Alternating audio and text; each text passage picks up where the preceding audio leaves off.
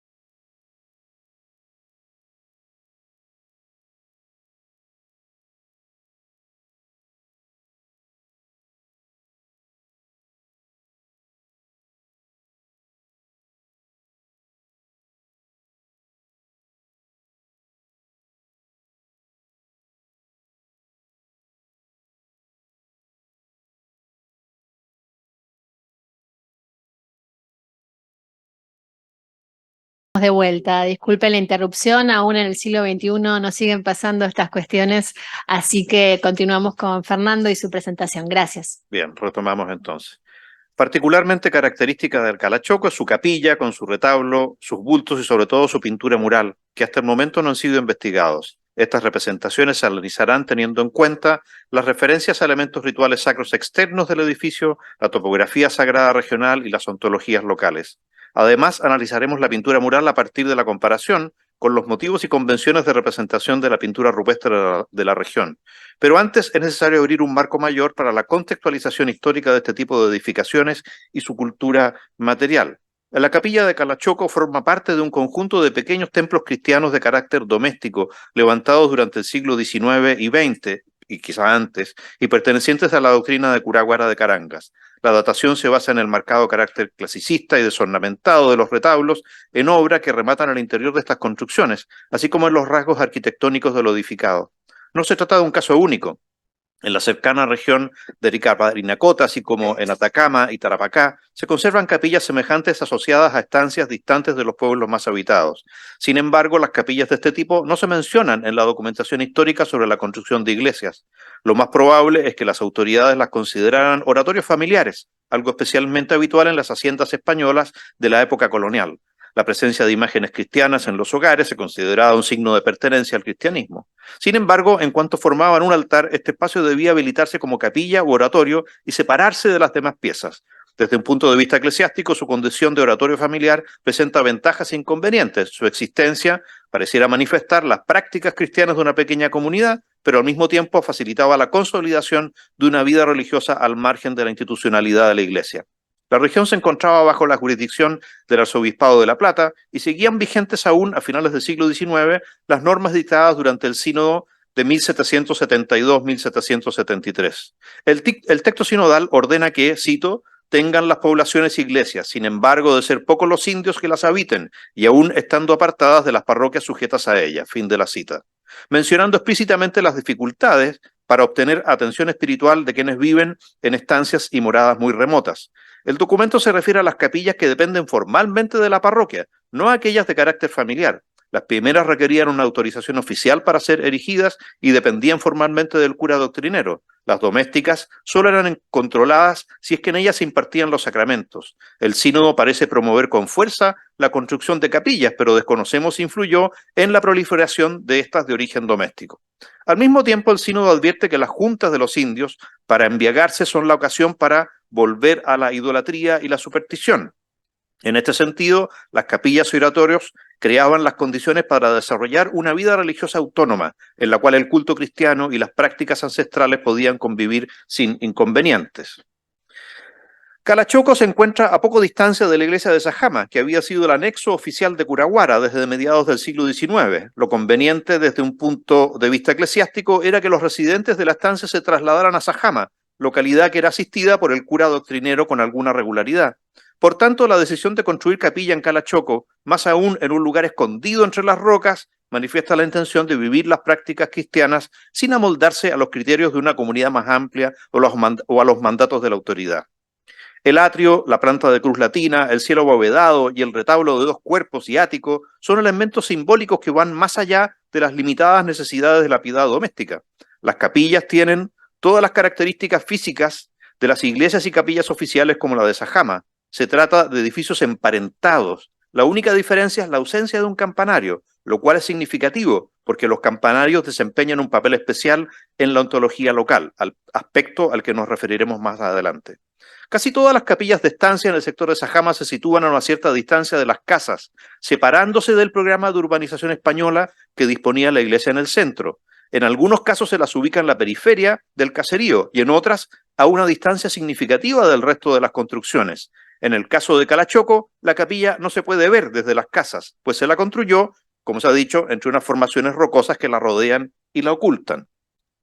La capilla tiene un retablo de adobe y estuco con 2 hileras de hornacinas, una encima de la otra. Las 2 hornacinas centrales están enmarcadas por arcos en bajo relieve. Las hornacinas contienen crucifijos de madera enmarcados en cajas, 2 figuras de la Virgen María, jarrones de flores, un bulto envuelto en tela blanca, un objeto que parece el soporte o marco de una imagen sagrada, así como restos de guirnaldas decorativas, un retablito de San Antonio y varias piedras, una taza de esmalte y un vaso de cerámica. El retablo posee una concepción simple o clasicista en base a arcos de medio punto, pilastras adosadas, así como capiteles y entablamentos de carácter lineal. Parece seguir el modelo del retablo de la iglesia de Sajama. Esta impronta clasicista convive con el antiguo formato de retablo de retícula, capaz de albergar 6 o más hornacinas, adecuándose al diseño el diseño arquitectónico a las tendencias estilísticas del siglo XIX. Se trata de un fenómeno de gran interés, pues evidencia un diálogo local entre tradición y modernidad, cuyas huellas se pueden observar en otras regiones. Adosado al retablo se encuentra el altar de frente trapezoidal. Su presencia resulta problemática, puesto que la normativa eclesiástica prohibía la celebración de la misa en las capillas domésticas. Imitar los elementos de una iglesia consagrada se debe juzgar como próximo a la transgresión. Pues bien, en Calachoco hay evidencias del uso del altar con fines rituales. Sobre él hay varios candelabros de metal, 2 vasos de cerámica astillada en forma de queros y varios cuencos de cerámica. Partes de plantas están esparcidas por la mesa, sobre la que también hay una bolsa atada con un contenido indefinible. También hay ramas y hojas en el suelo delante del altar. Estos objetos dan cuenta de prácticas vigentes hasta el presente, en las que confluyen elementos cristianos y andinos. Las imágenes religiosas presentes en el retablo pertenecen a un mismo contexto productivo a pesar de sus diferencias de formato y materialidad.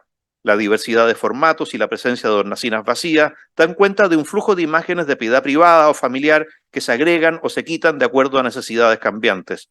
No se trata de un conjunto que haya sido concebido en forma homogénea para habitar el retablo. Por el contrario, su pluralidad refleja una configuración espontánea y provisoria. La inusual disposición de 3 cruces en los nichos de la calle central parece confirmar esta suposición.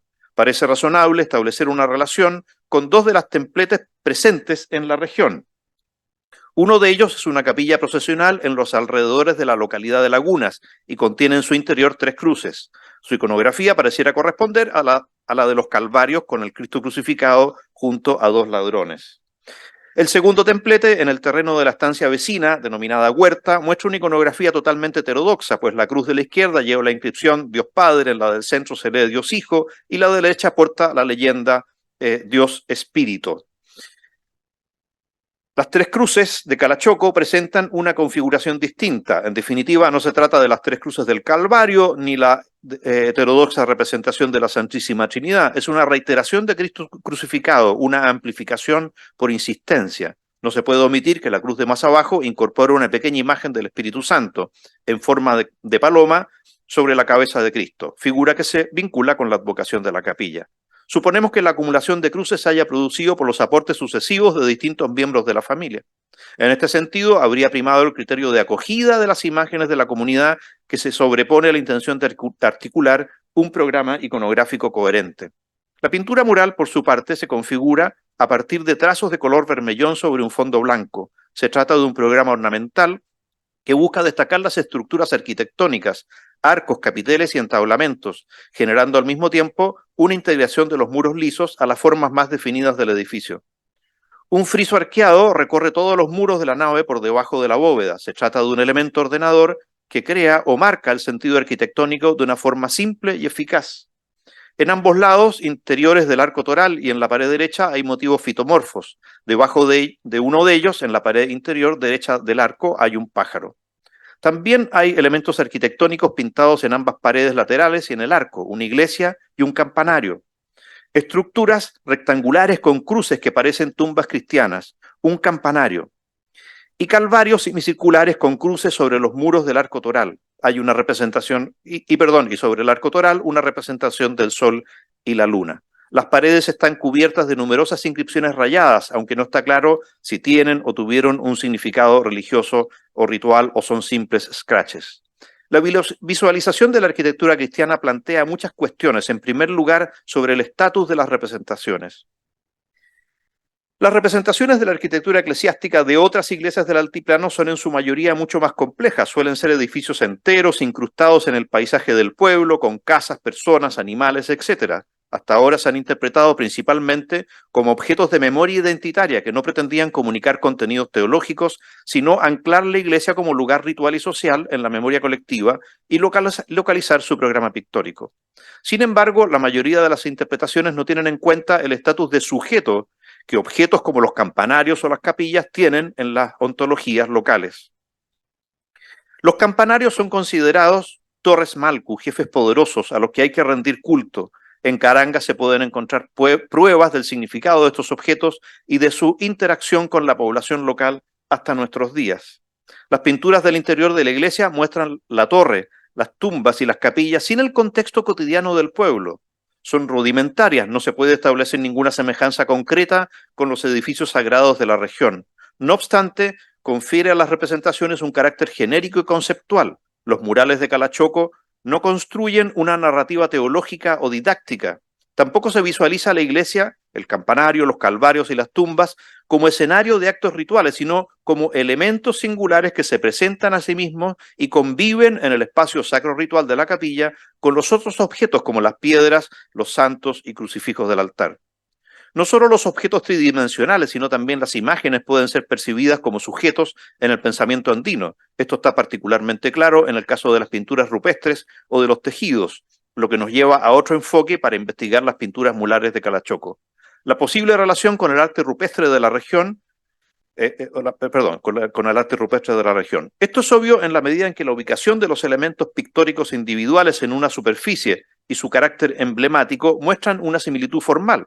Pero las imágenes también poseen un cierto estilo lineal en su ejecución. Se trata de un conjunto de convenciones de representación que comportan tanto una perspectiva técnica como formal. Ellas circularon entre los muros de las iglesias y los soportes rocosos, intercambiando significantes visuales que podemos fechar desde al menos el siglo XVII en una extensa zona del sur andino. Un ejemplo de pinturas rupestres similares o de imágenes rupestres similares en las inmediaciones de Calachoco se encuentra en una pequeña cueva del río Tomarapi, bajo el asentamiento arqueológico de Pucara de Huaylillas. Aquí, además de pinturas rupestres prehispánicas, hay también cruces blancas y calvarios tallados en las paredes. Se supone que la cueva es una huaca. En su techo hay restos de paredes y escalones cortados en la roca. Los símbolos católicos atestiguan posiblemente un acto de extirpación, de idolatría realizado por agentes locales, en el que las pinturas andinas fueron destruidas y pintadas encima con signos católicos. En Pumiri, un yacimiento arqueológico cerca de Turco, a unos 75 kilómetros al sureste de Sajama, también hay numerosas pinturas rupestres con motivos de la época colonial, como iglesias, cruces, calvarios. No se trata de pinturas, sino de representaciones talladas en las rocas, incluida una planta muy similar a la de la capilla de Calachoco, probablemente una planta de maíz. También se representan plantas en la cueva del río Tomarapi, aunque difieren en su forma de las de Calachoco. La forma en que se visualizan como elementos singulares o en una gran superficie es similar. Otra representación de una planta muy parecida a la de Calachoco se encuentra en la iglesia de Marcachahui, en el departamento de Oruro. Queremos llamar la atención al conjunto, estructuras religiosas, cristianas, motivos vegetales. ¿Qué hay detrás de estas representaciones de plantas y arquitectura cristiana tan difundidas en la región surandina? ¿Qué papel desempeñaron en la construcción del espacio sagrado y las topografías sagradas? ¿Cuál es su relación con elementos externos a los espacios en los que ellas mismas se encuentran? Las arquitecturas pintadas o grabadas en Calachoco no son adscribibles a un edificio o detalle concreto que pueda permitir su identificación. Más bien parecen formar parte de una nueva construcción significante de lo religioso cristiano, realizada por las sociedades andinas en estos espacios y con referencia a ontologías y culturas visuales andinas y cristianas. Sin embargo, la forma en la que se representan como elementos singulares les confiere un carácter icónico, subjetivo, más afín al estatus ontológico de la Torre Malcu que al concepto cristiano del templo, tal como se representa en la imagen de Pachama. Un cierto énfasis en las torres, en los detalles arquitectónicos externos, en la espacialidad que habitan, son constantes en estas imágenes. Y los vegetales. En el pensamiento andino, las plantas están frecuentemente vinculadas a la fertilidad, a la renovación. ¿Qué relación guardan en este nuevo universo visual andino colonial y republicano con las cruces torres, edificios o espacios cristianos? La capilla de Calachoco data muy probablemente, como decíamos, del siglo XIX, al igual que todas las demás capillas de estancias de la región de Sajama. Nuestra hipótesis es que aquí se utilizaron estrategias de visualización y tradiciones pictóricas que se remontan a la época prehispánica en el sur de la región andina y fueron reapropiadas durante el periodo colonial. Tales métodos han sido probados en otras pinturas rupestres del altiplano que mostraron las batallas de guerras entre Perú y Bolivia en el siglo XIX e incluso escenas recientes propias del siglo XX, como ocurre en los paneles de piedra de Chirapaca, en el departamento de La Paz. Se trata de un fenómeno de larga duración que atraviesa las épocas históricas y arqueológicas con las que solemos trabajar. Esto es significativo no solo en términos de criterios formales y estilísticos para el diseño de lugares sagrados. Las técnicas de localización de signos visuales en una superficie y las formas de representación asociadas producen un lenguaje visual específico que está sujeto a sus propios regímenes de presentación y representación. Ella forma parte de una cultura visual en la que las imágenes no se entienden necesariamente como referencias visibles a algo ausente, a la persona real o al prototipo, como en la concepción cristiana de las imágenes.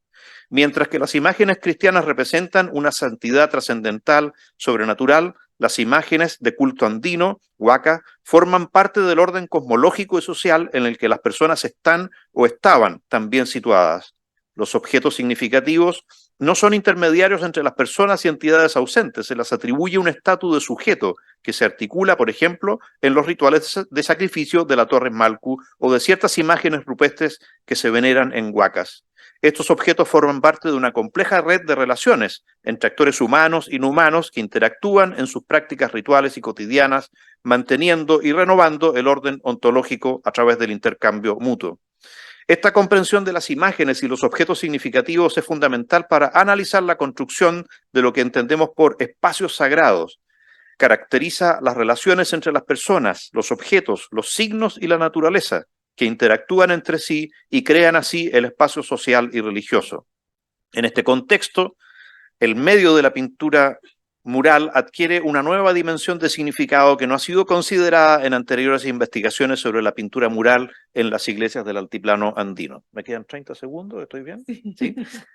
30 segundos. El caso de Calachoco nos muestra la extraordinaria complejidad de las prácticas culturales puestas en juego en esa espacialidad y en sus materializaciones para crear un espacio sacro. Temporalidades que coexisten sin transformarse en ruinas de un pasado distante. Autonomías enunciativas locales que se apropian de imágenes, referentes o narrativas religiosas diversas, lenguajes visuales producidos localmente en relación con otros espacios regionales más amplios, entidades sagradas, tanto andinas como cristianos, actuando de manera simultánea en el lugar, espacialidades sagradas que incorporan diversas ontologías y sugieren abiertamente otras formas de moverse en y a través de esos espacios. Todo ello habla, nos parece, de heterogeneidades que bien podríamos calificar como transculturales. Muchas gracias.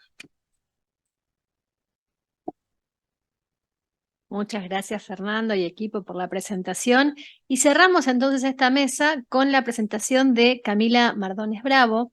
Camila es doctora en Historia Medieval y Moderna por la Universidad de Hamburgo. Recientemente, no llegué a felicitarla, felicitaciones, Camila.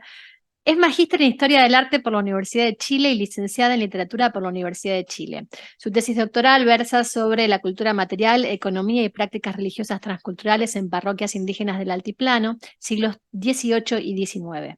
Ha realizado pasantías en museos con colecciones de arte virreinal y desarrollado proyectos de difusión de literatura escrita durante el Reino de Chile. Actualmente participa como investigadora postdoctoral de la Universidad de Santiago de Chile en el proyecto Anillo, Patrimonio, Espacio y Género.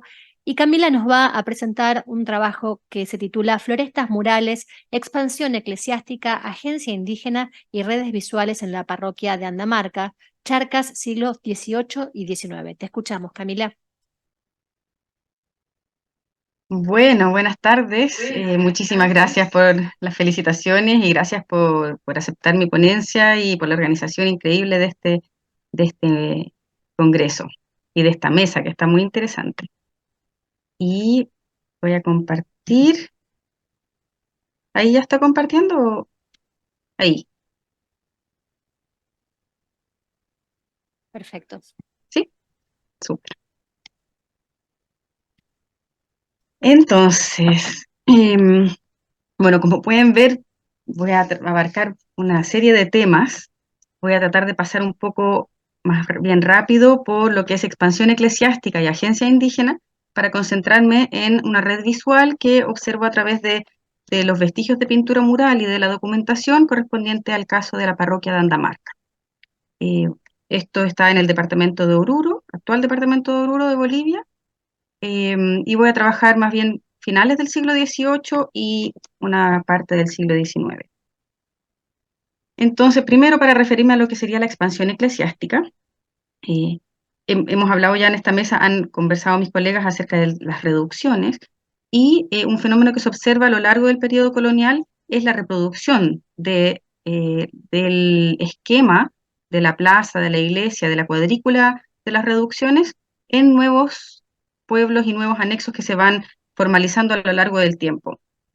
A finales del siglo XVIII esto empieza a suceder de forma exponencial y responde de forma particular a una cédula real de 1765 en que se promueve la formalización de nuevos pueblos con un nuevo criterio: establecer capillas cada 4 leguas, es decir, más o menos cada 20 kilómetros, cambiando un criterio que con anterioridad había sido más bien demográfico por uno geográfico, que destacaron también en la ponencia anterior. Ya no importa cuánta gente vive en el lugar, lo importante es la distancia y que haya presencia sacerdotal en cada uno de estos lugares. Presencia esporádica. La formalización de estos pueblos se inicia con la erección de las capillas y luego se solicita la licencia de capilla, que tiene que ser expedida por la autoridad eclesiástica para entrar en el funcionamiento.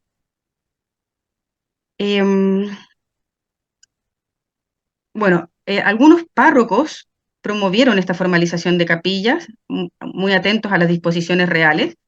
Otros obstaculizaron también este proceso, estaban preocupados por el aumento de sus gastos en el pago de ayudantes que iban a necesitar para incorporar nuevos anexos a sus parroquias. Y en otras ocasiones se observa la agencia de las comunidades indígenas, que aprovechan esta legalidad, este marco legal, para formalizar sus estancias y sus poblados como anexos, obteniendo con ello acceso a la presencia esporádica del sacerdote para los sacramentos, así como también mayor autonomía ritual.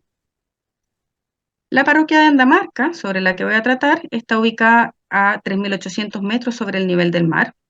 Aquí la pueden ver en amarillo, el diamante es la cabecera parroquial y los círculos son los anexos desde hasta mediados del siglo XIX. Entonces, gracias al estudio del libro de fábrica de la parroquia, un libro de fábrica que abarca de 1779 a 1844, pude observar el proceso de aplicación y de formalización de estos nuevos anexos.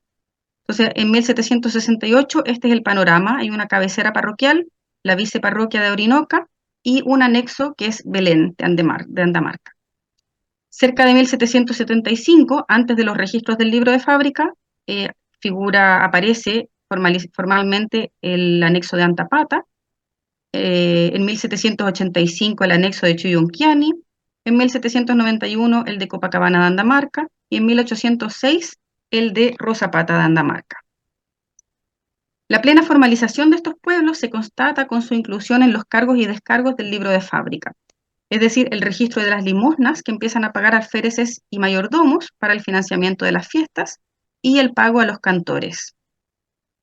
Este libro de fábrica contiene detalles muy interesantes sobre la edificación y ornamentación de las distintas iglesias, y esto permite apreciar diferencias en los procesos de consolidación de capillas y poblados. Es interesante que una misma fuente, a través de sus formas de registrar, pone en evidencia diferencias en estos procesos. Y aquí es donde entra el tema de la agencia indígena. Yo voy a profundizar ahora luego en los casos de Copacabana de Andamarca y Rosapata de Andamarca. Pueden ver que hay una diferencia de 15 años entre la formalización de uno y del otro, y la distancia física es solo 7 kilómetros. Sin embargo, los registros son sumamente distintos en el libro de fábrica, entonces ahí uno puede entrar a interpretar qué está sucediendo en cada uno de estos casos. Un documento de finales del siglo XIX, aquí saltándome un poco temporalmente, permite asociar el territorio de los anexos con los 4 ayllus en que se organiza la comunidad de Andamarca. Estos ayllus, que son Collana, Parcomarca, Huanapa y Uruna, estaban ya a finales del siglo XVII, entonces hay una estructura de ayllus que se mantiene en el tiempo. Esto no sucede en todos los pueblos, pero en este caso sí. Y en este documento, no sé si está un poquito borrosa la foto, se ve que hay anexos posteriores a los que yo estoy analizando, como Chuchulaya, Pintaro. Entonces podemos ver que ya después de la época del libro de fábrica también sigue avanzando este mismo proceso de formalización de anexos. Entonces en el análisis ahora me voy a concentrar en datos documentales referidos específicamente a las pinturas murales de la parroquia.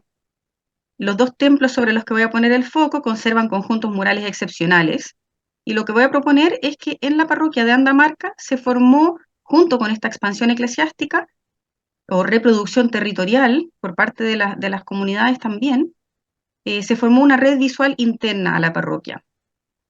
En esa red visual circuló una estética del espacio sagrado que privilegió la escenificación de la liturgia con motivos arbóreos y fitomórficos por sobre imágenes con contenido doctrinario.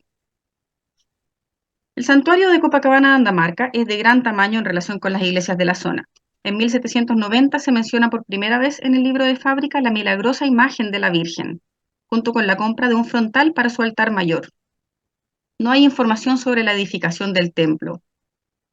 Al año siguiente se incorpora como anexo parroquial, con lo que mencionaba del pago de las limosnas y el pago a los cantores. Entonces es factible que este edificio haya sido construido en las décadas anteriores. Hay una especie de inscripción detrás de uno de los altares laterales que parece decir 1754, que lo hallaron los restauradores del templo con el equipo de Carlos Rúa hace unos años atrás. Entonces puede haber un desfase entre la construcción del templo y la formalización, que no es nada fuera de lo común. Puede haber sido la edificación un proceso demoroso, así como también la solicitud de licencia. Asimismo, la fábrica parroquial, es decir, los recursos recaudados por los feligreses, aportó con obras específicas en los años posteriores a su formalización, como las puertas, el coro, la reja del presbiterio. También un aporte monetario de 26 pesos se le otorgó a una oferente devota del santuario. Y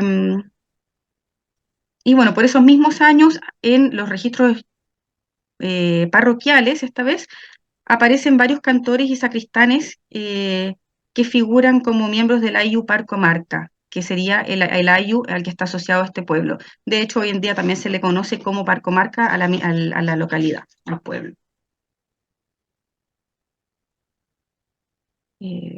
Aquí. Los murales del santuario son excepcionales por el predominio de la representación de flores y árboles, con unas pocas imágenes que remiten a las postrimerías y algunos santos.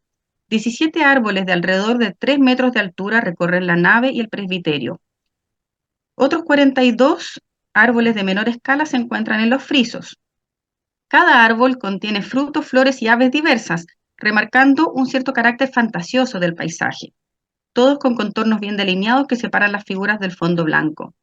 Los árboles del presbiterio tienen una representación más homogénea que podría sugerir mayor realismo botánico. El diseño del conjunto es sofisticado, con una cuidadosa interrelación entre ambos muros y entre los elementos pictóricos y arquitectónicos del templo.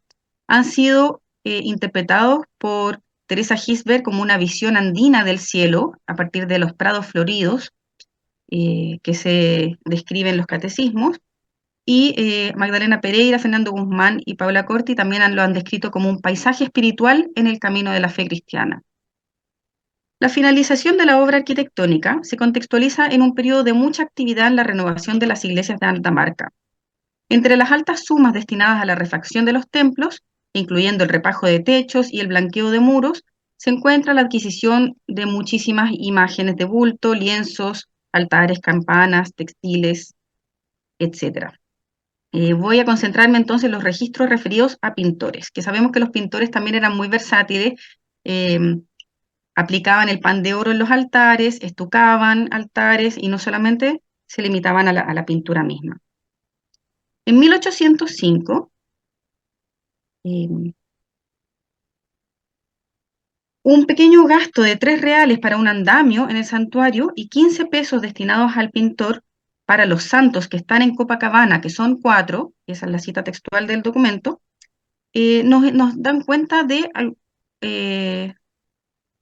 alguna confección de las pinturas murales, tanto el andamio como el gasto por el pintor.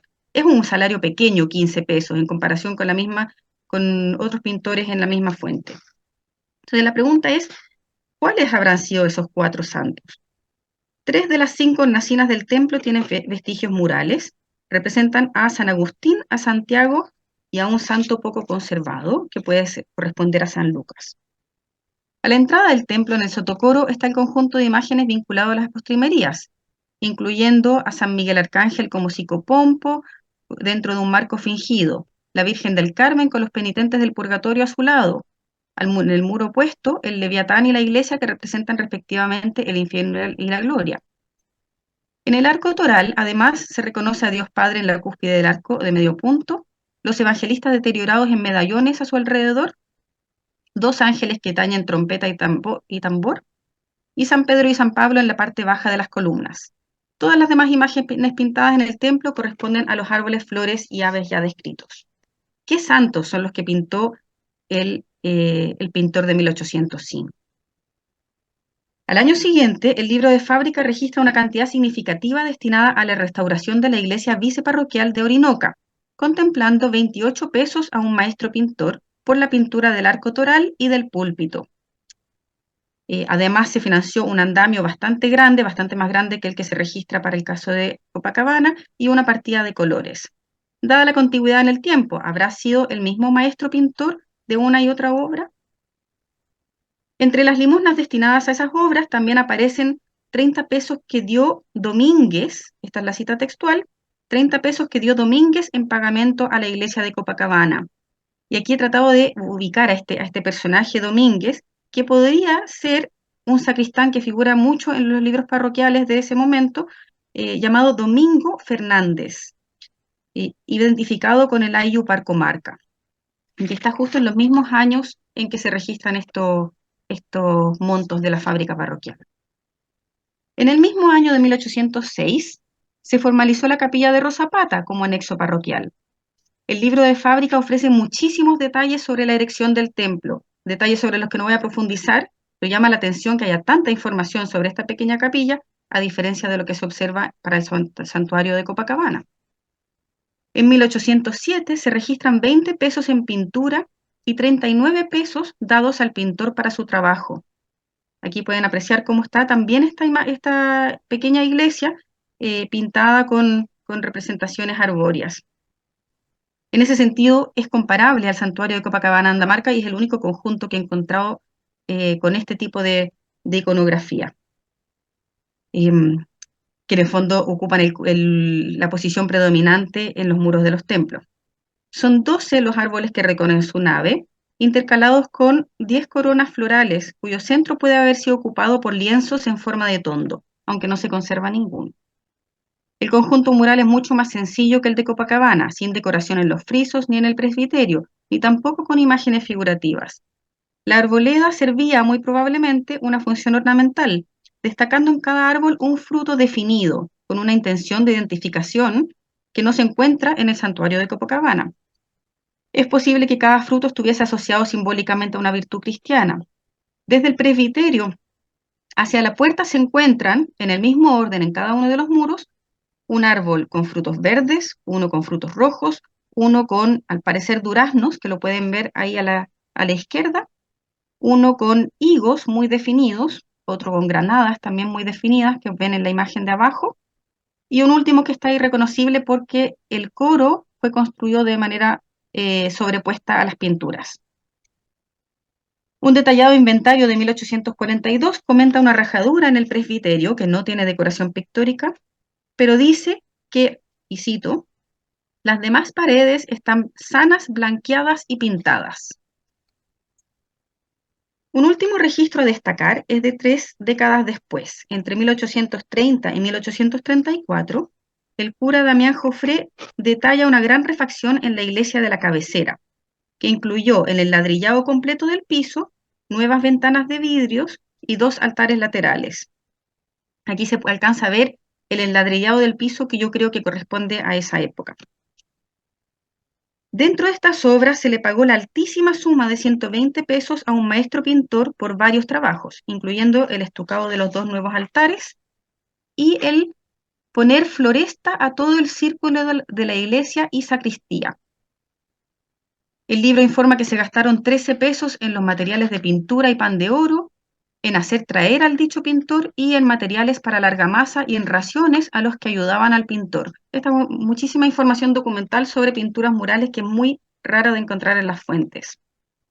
Lamentablemente la iglesia de Santiago de Andamarca no conserva ni los 2 altares en los que trabajó ese mismo pintor, y los vestigios pictóricos de pintura mural son muy mínimos. Acá pueden ver algunos en las columnas que solían sostener un coro. Entonces no podemos identificar a partir de esto esta floresta que describe la fuente documental. Inmediatamente después de estas obras, en la cabecera parroquial, se mandaron a construir los altares laterales del crucero de Copacabana de Andamarca, que se ven aquí. Estos sí se conservan, pero el aporte de la fábrica fue solo 3 pesos en coca. Esto evidencia que los que están trabajando en estas obras es la feligresía local. No hay un pago a maestros o a gente dedicada al oficio, ni tampoco un pago adicional por materiales, y los montos invertidos son muchísimo menores aquí que en el caso de la capilla de Rosapata de Andamarca o que de la cabecera parroquial. Bueno, quería comentar un poco del retablo, pero creo que voy a saltarme esa parte y hacer el planteamiento, ¿cómo aporta esta sumatoria de datos documentales a la comprensión de los murales? Y sería principalmente el abrir nuevas preguntas. ¿Por qué la pintura mural y otras obras del santuario no fueron financiadas por la fábrica parroquial, que sí aportó grandes sumas para pintores y materiales en capillas y en la iglesia de Orinoca, en la iglesia de la cabecera? Me pregunto, ¿contaba el AIU de Parcomarca con mayor autonomía con respecto a la administración parroquial? ¿Qué rol cumplieron los principales de ese AIU, en particular quienes cumplieron cargos de autoridad parroquial, como los sacristanes? Y sobre todo, la gran pregunta, ¿cuándo se realizó la floresta, pongo entre comillas, por la cual se destaca este singular santuario? Considero factible que el conjunto mural haya sido realizado en distintas etapas, una práctica habitual en las iglesias de la zona, según aprendimos ayer con la conferencia inaugural. Una posible etapa correspondería a las figuras de santos de las hornacinas y del arco toral, que quizás podríamos vincular a este pintor de 1805. El rostro de San Agustín destaca en esta posible etapa con su modelado más refinado que las otras figuras del conjunto. Los colaboradores del pintor realizaron tal vez las demás representaciones figurativas que siguen el estilo pictórico del que sería maestro. No es nombrado como maestro en la fuente, pero sí en el caso de las otras iglesias. La floresta que hoy conocemos, ¿estaba ya en este entonces, en 1805? Se realizó junto con el retablo mayor, ahí es la parte que me salté, disculpen. ¿Inspiró al pintor de Rosapata o por el contrario, sirvió quizás la capillita de Rosapata de Andamarca como modelo para el santuario? ¿Motivó la pintura de la floresta para la iglesia de la cabecera en la década de 1830 las pinturas de los murales de Copacabana, Andamarca, que podrían ser posteriores? Lo que serían las florestas, digo.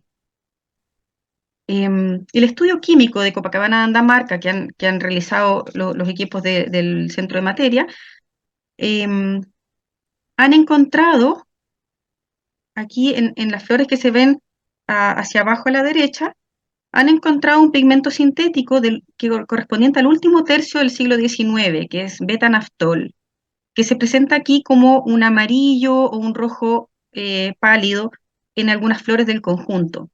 Esa investigación sugiere que las pinturas pueden haber sido intervenidas o restauradas en esa época, señalando que las demás muestras sí dan cuenta de técnicas y materiales aplicados en la época colonial. Pero tal vez sea posible lucubrar que los árboles de Copacabana, Andamarca, se hayan pintado mucho después que sus figuras, en pleno siglo XIX o finales del siglo. Lo que es claro con los vestigios murales como fuentes y los datos del libro de fábrica es que en la parroquia de Andamarca se puso en práctica una red visual interna que abarcó a la cabecera y al menos dos de sus anexos, de los otros anexos no hay conservación de las pinturas murales, en un periodo de gran actividad en la refacción de sus templos.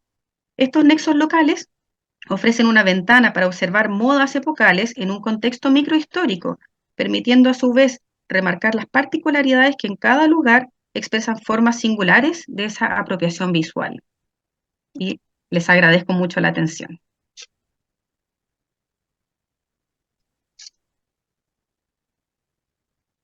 Bárbara, muchas gracias, Camila. Bueno, muchas gracias a toda la mesa.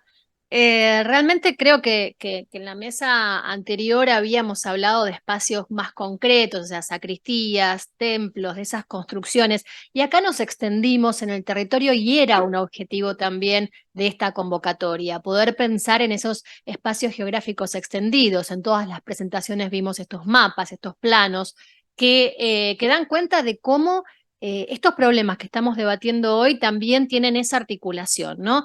Y la posibilidad a mí me parecía muy interesante, porque es algo que también venimos discutiendo y que lo hemos discutido para este congreso, de la cuestión de la biografía de estos espacios, ya no una biografía de los objetos, ni una biografía de los templos, una biografía de los espacios que pone de relieve que hay muchos casos donde hay una sacralidad que es como una marca permanente, una marca indeleble. Cuando la sacralidad del espacio está pautada desde tiempos prehispánicos, obviamente tenemos esas situaciones de superposición simbólica, pero es algo que es muy habitual, ¿no es cierto?, encontrar que grandes espacios de sacralidad están sobre otros espacios y no podemos dejar atrás, no podemos dejar de ver eso. Y también la cuestión de que en estas 4 presentaciones que hemos escuchado, claramente hay una cuestión de una metodología también anclada en la antropología, ¿no? Porque lo que estamos viendo, quizás Camila fue la única que no cerró mostrando prácticas actuales, pero seguramente en tus investigaciones te has cruzado, Camila, porque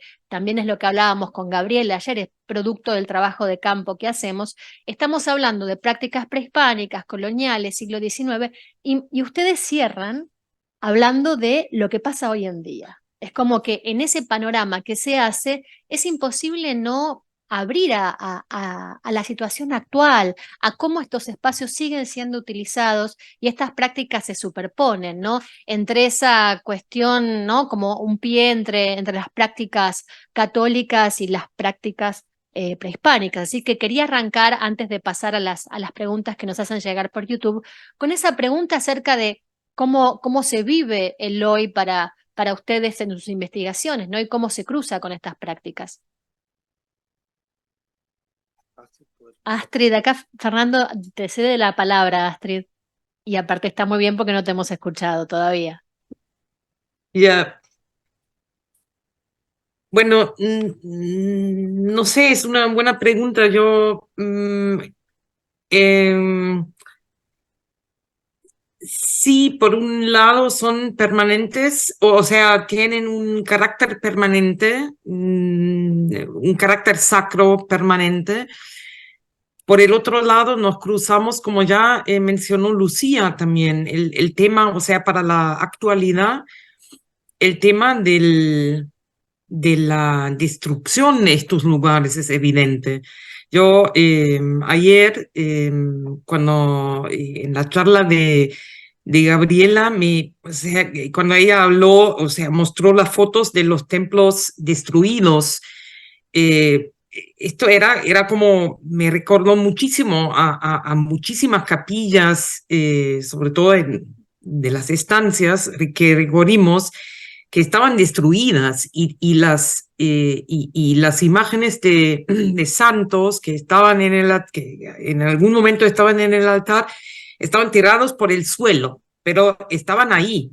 Entonces se crea como una permanencia, pero por el otro lado como una muestra de destrucción, porque dejaron todo caído ahí. O sea, no lo limpiaron, no lo sacaron, tampoco lo destruyeron para que no se vea más nada. Pero, pero es yo no sé qué queda en realidad. Si esto todavía es un lugar sacro o no, o para algunos y otros no, o cómo la gente se relaciona con estos espacios de destrucción, no sé. Por eso, claro, hay una permanencia, pero por el otro lado, la destrucción hace mucha parte también de esa historia. Ya, Yo eso. pensaba, Lucía, vos señalabas que los restos arqueológicos que fueron hallados fueron quemados, y eso fue actualmente. Pero también hay lo que dice Sí, Astrid, sí. ¿no? Y esto que señalabas que lo dejaste pasar y yo hice como, ¿cómo? ¿Qué es eso? ¿Cómo fue? Es, o sea, pasó en los 90, ¿no? O sea, sí, es actual y es un poco, a mí me parece, al principio cuando recién me enteré de ese episodio fue como, el desastroso, ¿cómo es posible? Y hay unas chulpas que se volvieron famosas y yo qué sé. Pero es también un espabilar para los investigadores y sobre todo algo que pasa mucho en Bolivia, que también pasa en Argentina, no estoy tan consciente si en Chile, en Perú, pero ese enamoramiento y romanticismo que se construye con respecto al mundo andino y que sí está bien, o sea, es una cultura fantástica, nosotros la vivimos, somos parte de, pero tampoco es un romance eterno en el que todo es sagrado y los pueblos originarios o sea, no, y un poco por ejemplo, la foto que mostraba de la mistura en el piso y todo, el templo también queda sucio, pero el templo, en el caso de Caquiaviri, porque sigue siendo un pueblo importante, se sigue usando y se sigue, no sé si sagrado, pero sí sigue siendo importante, lugar de encuentro, es lugar de ritual. No sé hasta qué punto la cristiandad es la que no hace que esto sea sagrado, sino la comunidad, de hecho. Entonces, hay un grado de transformación, pero a la vez hay un grado de permanencia que es también sutil y que sigue ahí, y que pareciera ser como mucho como en el tejido, los hilos que no se ven, pero que sostienen la trama y los liembre de lo que es visible. Entonces, inevitablemente nos obliga a pensar en qué es lo que vemos, cómo interpretamos lo que vemos. Y por eso de pensar en no romantizar estas comunidades como que, las comunidades indígenas lo único que quieren es seguir siendo indígenas y seguir estando como estaban, es falso. Eso es falso para las comunidades como Caquiaviri. Entonces, como no sé si se han fijado, la hermosa cancha de césped sintético que tienen es muy diciente de la comunidad que quieren ser, una comunidad deportivamente activa y no necesariamente, ¿no? No están muriéndose por sus chulpas o sea, eso se perdió, esa memoria se ha terminado de cortar. Si ese proceso ha iniciado en la colonia, es posible, mi interpretación personal es que es un proceso que es más propio de la República, pero es mi percepción del norte altiplánico. No, pero muy interesante también esa acotación, ¿no? O esa reflexión acerca de esto que estamos viendo actualmente, porque en momentos globalizados también es comprensible que se destaque la cancha de césped sintético. Así que gracias también, Lucía. No sé si Francisco o Camila quieren agregar algo más. Sí, Camila. Sí. Sí, bueno, me gustó como que las otras charlas sí trataron temas actuales, porque yo lo dejé un poco fuera, no había tiempo para hablar de tantas cosas. Em, pero algo que se ve, por lo menos en esta localidad de Andamarca, no en otros lugares, es la conservación de los mismos ayllus que habían en ese tiempo. Y eso se vive hoy en día en las festividades, en la fiesta de Santiago, en la cabecera parroquial en Santiago de Andamarca. Se organizan los ayllus, cada uno en una esquina de la plaza. No es el templo el que organiza como espacialmente la estructura social, sino que la plaza.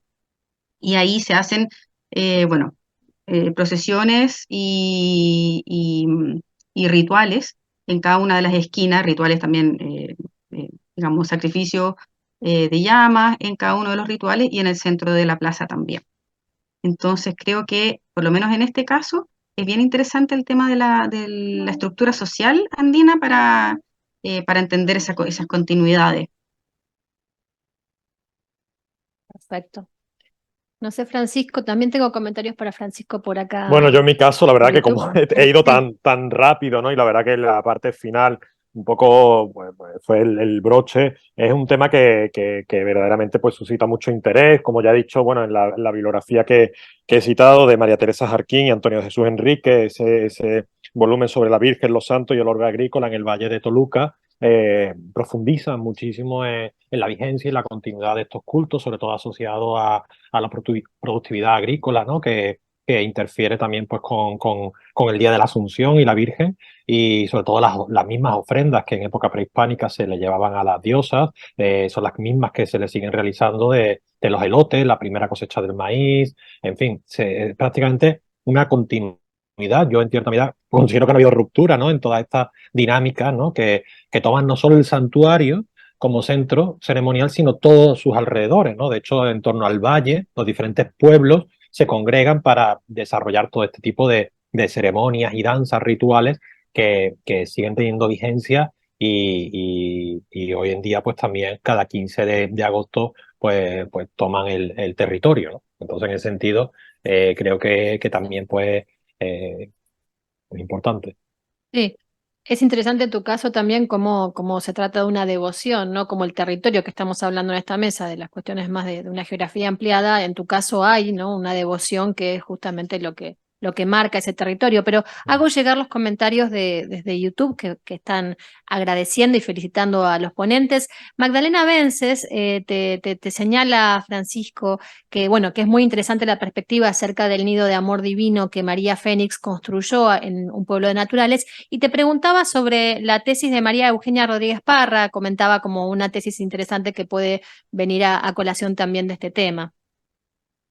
Muy bien, pues le agradezco a Magdalena y bueno, estamos en contacto y agradezco todas las sugerencias para ampliar con vista. No sé si tenéis previsto una Claro, publicación, pero bueno, me adelanto a ello, a ya poder se pues discutirá, ya lo discutiremos. a poder pues ampliar y yo le Eh, agradezco a Magdalena su claro. sugerencia. Para Fernando y equipo, bueno, Lázaro Valdivia señalaba sobre qué interesante este fenómeno de transgresión del culto que pasa de un contexto eclesiástico a otro doméstico. Estos fenómenos de transgresiones los vemos constantemente, ¿no? Pero particularmente lo que señalabas. Y también Magdalena Vences decía que el retablo de Sajama y Calachoco le recordaron a los del siglo XVIII en las misiones de Sierra Gorda.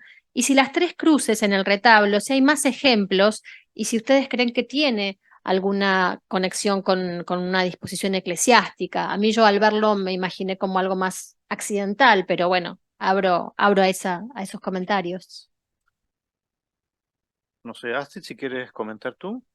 Lo de las cruces creo que es tu área, las tres cruces. ¿Quieres? No, yo concuerdo más bien más que me parece que tiene que ver con las prácticas de una pequeña comunidad, de una familia, donde probablemente hay más de un miembro de la familia que le tiene devoción a una cruz y son irrelevantes y se instalan ahí. No, no, no me parece que tenga que ver con normativas, pero es una cosa que habría que analizarla más. A propósito de la primera pregunta y de lo que se estaba comentando antes, iba a agregar también que yo creo que ya queda claro, pero me parece que hay que hacer énfasis en la heterogeneidad de situaciones que uno se encuentra en un lugar muy reducido. Es decir, uno a veces se hace una idea de que las cosas funcionan de una cierta manera, pero claro, en este lugar donde estamos trabajando con Astrid y con José Luis, nos encontramos capillas que están perfectamente bien conservadas, capillas que están abandonadas, capillas que están destruidas, es decir, no abandono, sino que destrucción, que parece una destrucción con voluntad de destrucción. Capillas que son ruinas, pero que siguen en uso como ruinas, y donde hay rituales en torno a la ruina. Entonces, verdaderamente hay que enfrentar, digamos, la comprensión de estos lugares y de estos espacios sacros atendiendo a esta enorme heterogeneidad.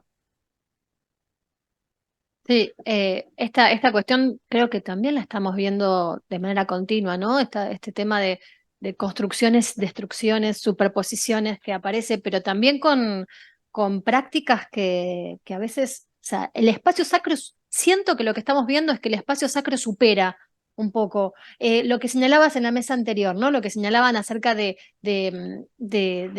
sumar cada vez más, que el efecto sea cada vez mayor. ¿Cómo se hace para mantener un templo con tanto ornamento, ¿no? O sea, y eso es un poco la crisis, me parece que se ve posterior. Creo que no hay más comentarios y preguntas. Quizás haya alguno aquí del público que quiera alguien comentar. Abrimos por acá a comentarios o preguntas.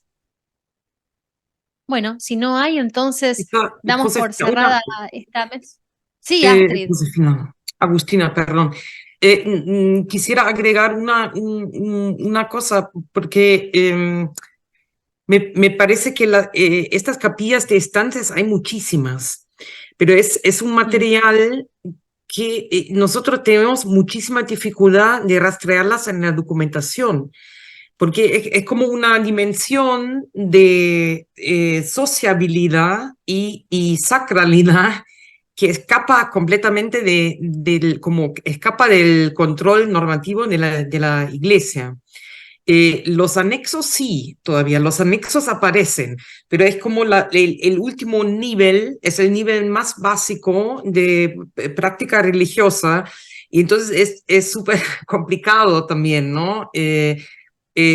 Llegar a conclusiones sobre estos tipos estos espacios sacros que son muy de ahí, pero no ni de ahí, sino más bien de familias, pero es un nivel y creo que es solamente accesible a través de la cultura material.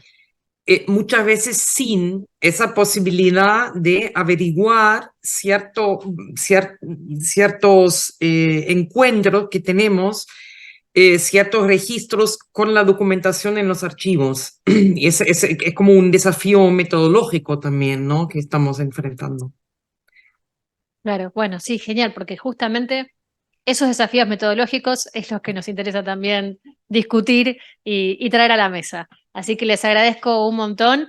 Y bueno, estamos haciendo un receso para el almuerzo acá de Argentina, y 15:30 hora Argentina retomamos con la tercera mesa del día, la mesa final. Y muchas gracias a quienes están aquí y a quienes nos están viendo también por YouTube. Nos vemos en breve. Muchas gracias.